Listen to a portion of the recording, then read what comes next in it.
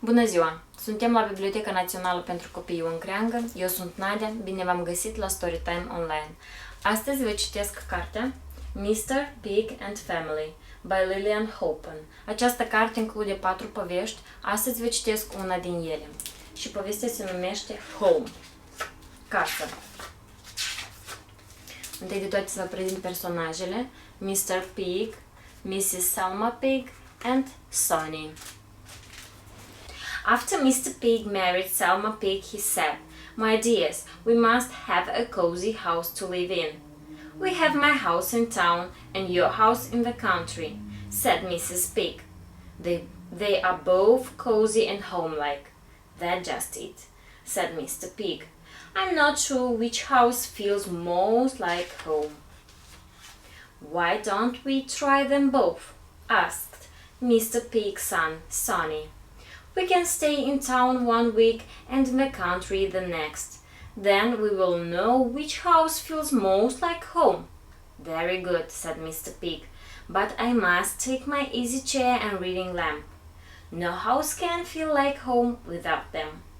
Mr. Pig piled his easy chair and reading lamp into a cart and they started off to town. The cart creaked and hummed as it rolled along, and Mr. and Mrs. Pig and Sonny hummed and sang along with it. After a while it started to rain, but no one minded a bit. When they were almost in town, Sonny said, "Oh dear, I've left my goldfish bowl and bongo drums in the country. No house can feel like home without them." "And I've left my favorite books," said Mr. Pig. So they turned around and went back to the country. Mr. Pig piled the goldfish bowl, the bongo drums, and the books on the top of the easy chair and the reading lamp. "Now," he said, "we are ready to roll. Where is Mrs. Pig?" "Here I am," said Mrs. Pig. She came out of the house carrying a large bundle. "This will make you feel even more at home," she said. She piled Mr. Pig's tea set, his curtains, his footstool, and his cuckoo clock on top of the cart. "How thoughtful of you, my dear," said Mr. Pig, and they started off again. The cart cracked and groaned as it rolled along. Rain trickled down their ears and off their noses, but the little pig family sang so merrily that no one minded. When they were almost there, Mr. Pig said, "Oh dear, we must go back to the country once more. I forgot my slippers." "No house can feel like home without my slippers." So they turned around once more. The cart cracked and groaned and moaned and squeaked as they splashed through the mud. Rain trickled under their collars and down their necks, but the little pig family sang so carefully that no one minded a bit. Suddenly, the cart broke down. The books, the curtains, the tea set, the drums, the goldfish, the chair, the footstool, and the lamp fell in the mud right under a tree. "Cuckoo, cuckoo, cuckoo," sang the cuckoo clock. "How nice," said Mr. Pig.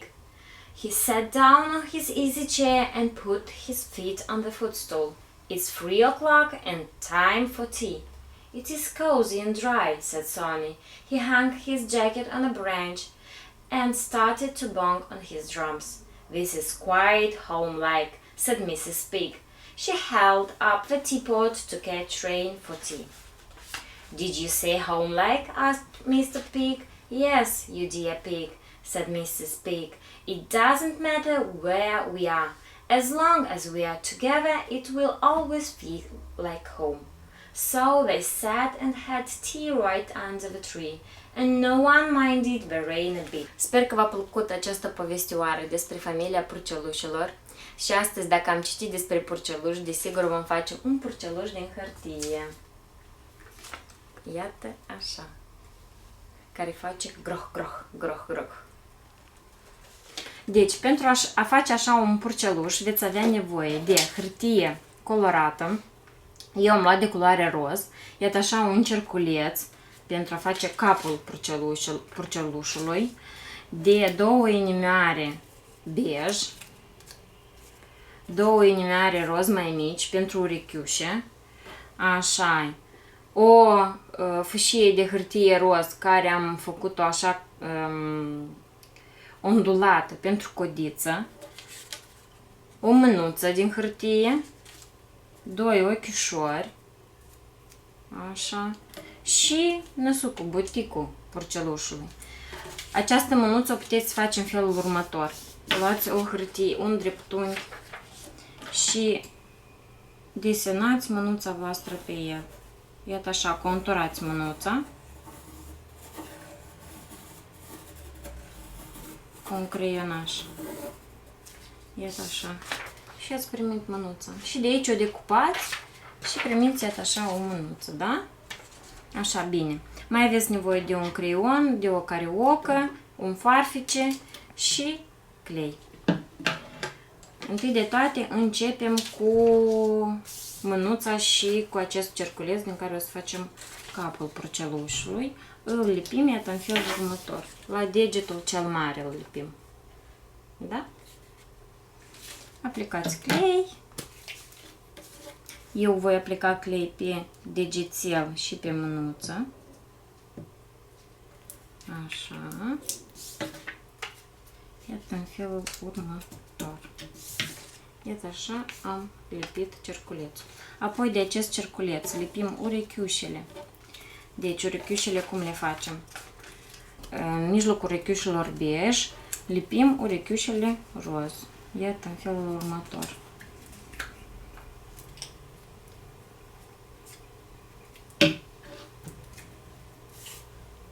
Iată așa. Și de asemenea procedăm în același mod cu cealaltă urechiușă. Iată așa. După care le lipim de capul porcelușului.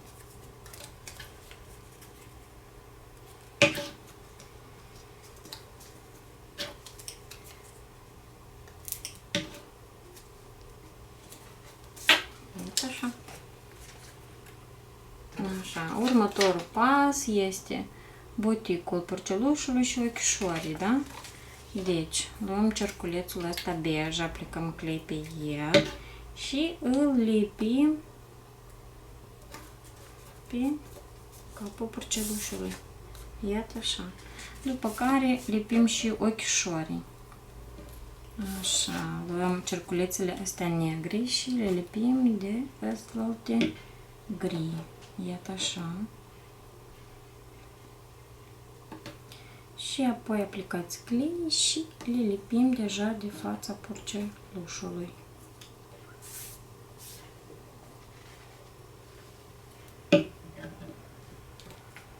Așa. Iată ochișorii și năsucul sunt lipite. Așa. Și acum avem nevoie de o cariocă neagră pentru a desena gurița porcelușului, da? Așa. Luăm carioca, desenăm jos gurița porcelușului și năsucul porcelușului. Iată așa. Și au rămas copiitele, da? Pentru aceasta luați un cariocă neagră și colorați jos un pic cum doriți dumneavoastră.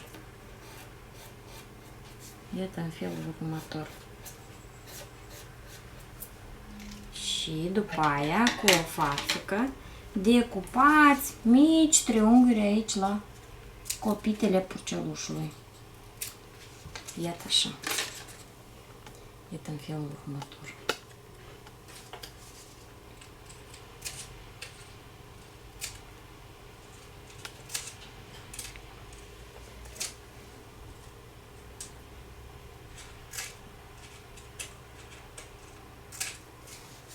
Așa.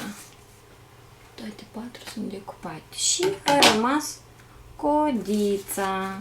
Codița ondulată. Noi deja o avem făcută. Așa, aplicați clei pe ea. și o lipiți la porceluș. Porcelușul nostru este gata. Așa. Mr. Pig și Mrs. Selma Pig. Sper că v-a plăcut porcelușii noștri de azi și cei din poveste și ăștia alții doi. Noi vă zicem la revedere și pe curând!